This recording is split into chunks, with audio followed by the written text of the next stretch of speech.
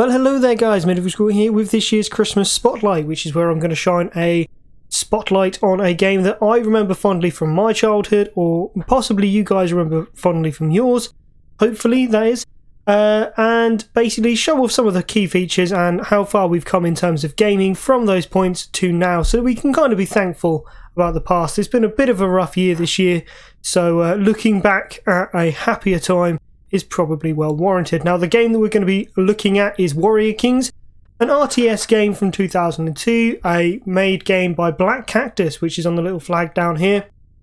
Absolute golden gem of a game, and I'll be showing some of the features and where they probably were hoping to try and expand it, but you know, 2002, lots of RTS games back then, lots and lots. Now we're obviously going to go straight in for single player. Going to go for a campaign game, and by the looks of it, they did set up to play more campaigns into this game than they eventually got. They only really got the House of Cravant, which, you know, it's a good campaign. The missions are really fun, but would have liked to see more. Tutorial, yeah, they've got some little kind of tutorial videos, and then we're just going to obviously go and pick one of the missions. You've got quite a few missions. The ones in red are the ones where you get to kind of make a choice as to where the campaign goes. So it's a bit like picking which faction you're going to be in the later levels. That's what those missions are. Revolutionary for the time, I would have thought. Anyway, let's dive on in. So as you can see, this game was released in 2002. Which, yeah, that's only 18 years ago, so you know, not too far. We have come quite a long way in graphics from then, as you can quite clearly see. Okay, so in terms of story, as you can see, it's a massive map of what is essentially Europe. This massive bit in the middle is an empire, basically Rome, that is controlled by kind of the Pope and a military leader, but it hasn't really worked out so well. As you can see, that little flag there is wherever we are. We are the son of a baron in basically Denmark, the arse end of nowhere, and this entire campaign follows our life as we grow up and try to take out the empire. There's lots of different ways we can do this. You know, the choices that we make decide what faction we end up with and what we end up using. Now, this mission is kind of like a tutorial mission. There's not too much you can do, but it does show you how nice some of the cities and that are, and the kind of the struggles that you've got as you go along.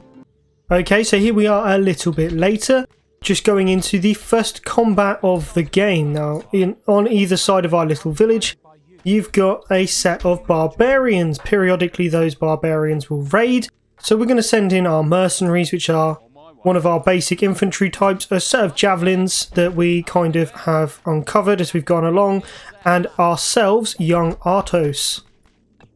The javelins are going to pull them all out, the mercenaries are going to form a line, and they're going to deal with most of the close combat in the game. Because if Artos gets killed, it is actually game over. Now, Artos is a very powerful fighter, so you don't need to really worry about him getting mauled by barbarians, especially not in close combat, because barbarians, they're awful. Our mercenaries are a lot better than that. But as you go further and further into the game, the amount of enemies that Artos can actually deal with, very, very low in terms of effectiveness. Some units also have basic special abilities, so mercenaries can burn barbarian settlements. Well, they can just burn settlements in general, which makes it very easy, because once you've got a building burning, it will basically just destroy itself. As you can see, we didn't really take any damage there at all. However, we can now form back up, form a column, and march very quickly out of the way.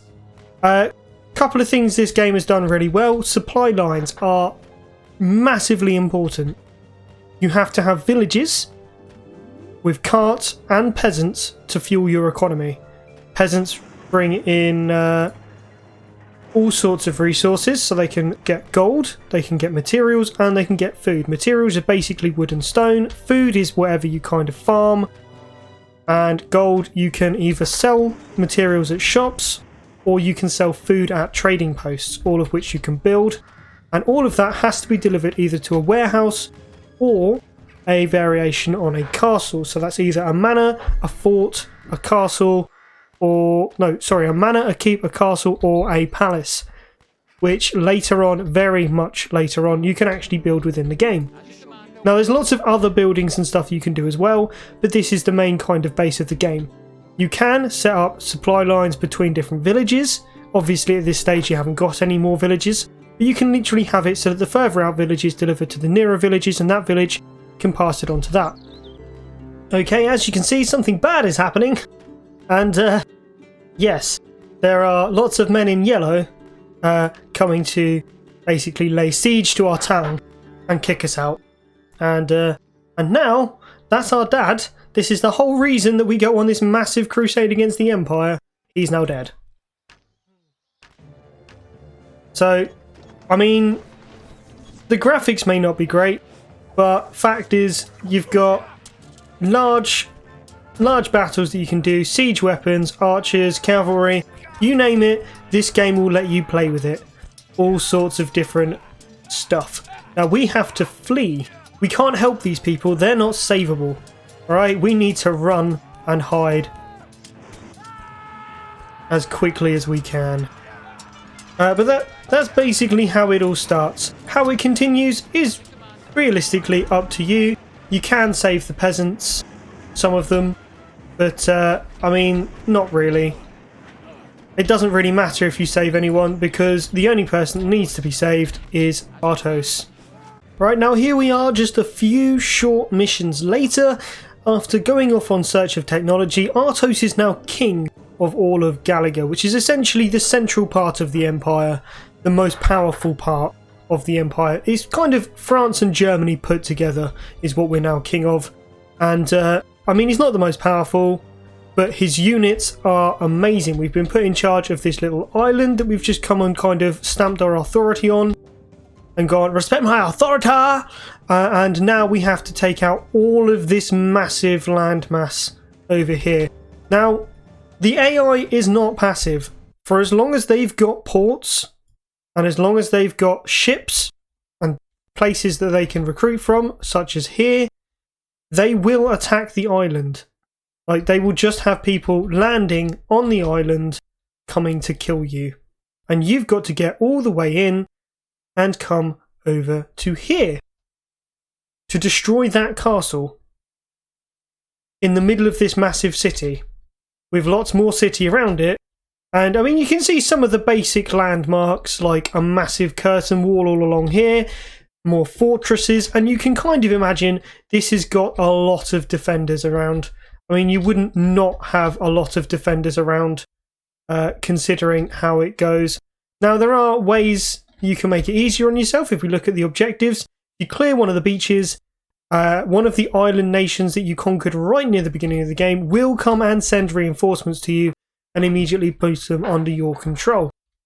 Now, if you remember back right at the first mission, all we had access to was farms. Well, we can now build more manors, which are like these kind of things, villages, shops, you know, kind of holy buildings, so churches and monasteries. And we can also build barracks, stables, and all of this other lovely stuff that gives us access to our high-tier tech.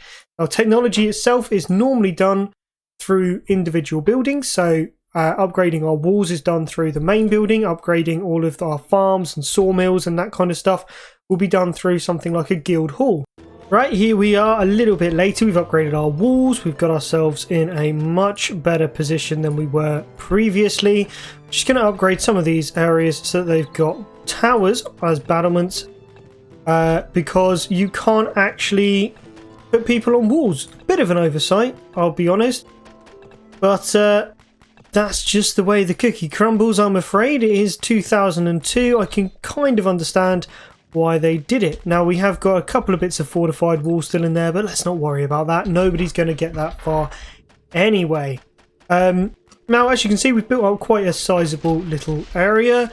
We've also got defences the entire way round. We've got a lot more vision because we've built loads of trading posts, which means that we've got increased vision range. And we've got a supply line that goes here, here, here, here, and then into one of the stockpiles, and then this one to this one to this one to up to there, and then into the stockpiles. Now the reason that I've done it so that... Oh, that's not grand. The walls are facing the wrong way. That's fine. Now there is a very special ability you can use if you come under attack. Ring-a-ding-ding the bells. And all of your peasants will make their way to the nearest fort or watchtower or keep castle or anywhere else that they can go and hide. And basically they just disappear as quickly as is possible. Now, as you notice, my economy has basically dropped to nothing and it doesn't affect carts. However, instantly just turn them all back on again and send them all back out. And the tide of peasants goes in the opposite direction. Now, there are other things you can do as well. We take a very quick look at the docks. As you can see, I've built up a little navy here to defend ourselves. You've got an undiscovered unit type that will require technology. With this technology, you can also improve production here, improve more production here. With the observatory, for some reason you can actually... Let's just come and have a look over here, shall we? Have a temporary look at what's going on the battlefield. Not quite sure about that, but that's fine. Monks heal people. That's one of your only sources of healing, but it does take food. And yeah, basically there you have it. There are the basic things of the game. Now you've also got things like windmills, which provide bonuses to anyone stopping off. Let's take a look at this little peasant doing his wood chopping here. He's got 10 lumber in his hands, puts it down at the lumber mill. That 10 lumber is now, wait for it, 20 lumber. And that will only get better with the advanced sawmill. That 20 will become something like 25, and it will become even more once they've been to the church. So that's 24 at the moment at the church. Pop back just a little bit later to see what's going on with how much it is after that. Okay, here we are back again. We are beginning to make our attack. We've formed up an army. We've got men-at-arms, spearmen and mercenaries as our front line, archers and gunners as our rear line, and then we've also got bombards, which is basically cannons, and knights for the flanks. The supply wagons are there to heal people and to give ammunition to the gunners, archers and bombards, otherwise they run out and they fire slowly. And we've got a pair of sappers with us, which can build siege towers to get over walls if we want to send our melee troops in, battering rams to go up against gates and stuff, or trebuchets, or basically just set up defences around our landing zone. We've also got a set of transports ready and waiting to take our troops in. But first what we're going to do is we're going to move forward a smidge and use both the carrack and the bombard to hit that fort and destroy it.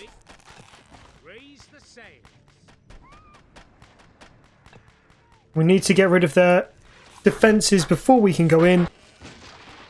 And as you can see, we've just taken out one of their ships. That's fine.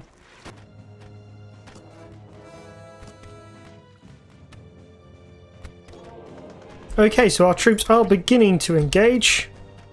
Just want to move up with archers and spearmen.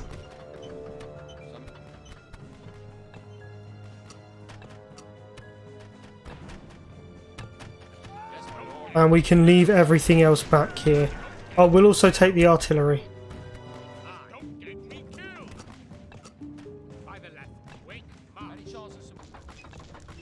Right, once we've taken out that Imperial Castle, technically this landing zone will be ours.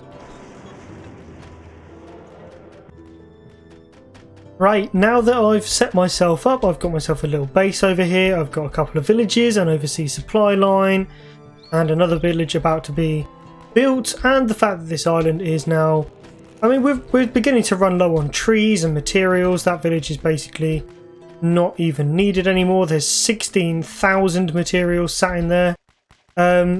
We've got people using trading posts for money. I mean, we've got a merchant over here, and we're not really spending it on anything. I think we're done here. Well, what I am going to do is I'm going to pop on over to the multiplayer area to kind of show you guys all the things that are possible within this game. Okay, here we are right at the beginning of the multiplayer, and as you can see, you've got a lot of buildings that you can build. Lots of different things, a Wickerman, a cathedral, and basically the tech tree gets smaller as you go down certain paths.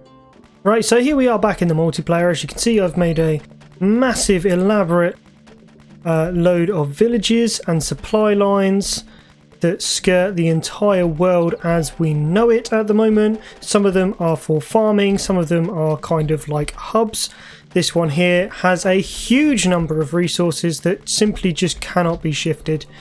You've got peasants moving backwards and forwards. I mean, there's like there is an absolute ton of stuff everywhere. Now what we're going to do is we're going to briefly go through all the different building options with these peasants. Now, to unlock different areas, it tells you you've got requirements, everything except the manor, which basically requires castle age, which is when you get your first castle. Now, to get to castle age, you have to build all of the different buildings that kind of get unlocked before you hit that level. The only level after that is the palace age, which really doesn't do anything apart from upgrading your main manor to a palace, which is just bigger and better. Now, you start building buildings, you can see that it expands the walls out, and we're going to go as quickly as possible through this to just kind of show you the way the game's played. It's just a basic RTS. But some of these features along the top also open up only after different things. So you can give resources to each other in multiplayer, but you require a trading post first. So as we can just go and have a look at that, as well as obviously chat and diplomacy. It's kind of unfortunate that these features aren't in the kind of single player mode and that they're still along the top bar, but you know, that's just the way the cookie crumbles. Now we're going to build ourselves a guild hall as well. That's the basic building that allows upgrades and research.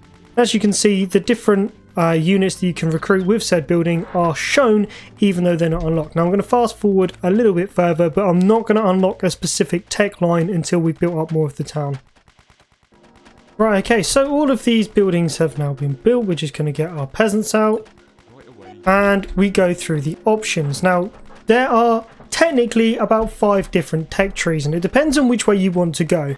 The 3 main ones are kind of holy, which unlocks all of your kind of imperial units, your pikemen, your archers, your knights, those kind of things. Then you've got your kind of unholy demonic kind of people, as influenced by the mounted huntress and the battle riders and all the units from the Hall of Warriors. And that's what I'm going to show you in a moment. But the third main one is kind of technology based, which means you go down more this kind of tech tree and you get yourself the university and the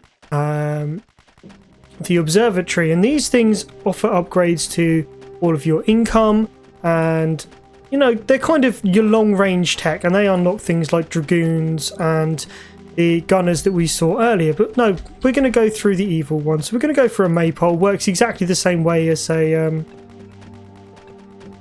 church. As you can see, as soon as you put down the first one, it locks all of the other building types that you are no longer able to access. So go and build ourselves a maypole. Gunners are still available because gunners, as I said before, you've got 2 kind of mini tech trees and it depends which way you go. So if you go towards your kind of demonic side and then afterwards decide, do you know what, I want to have some form of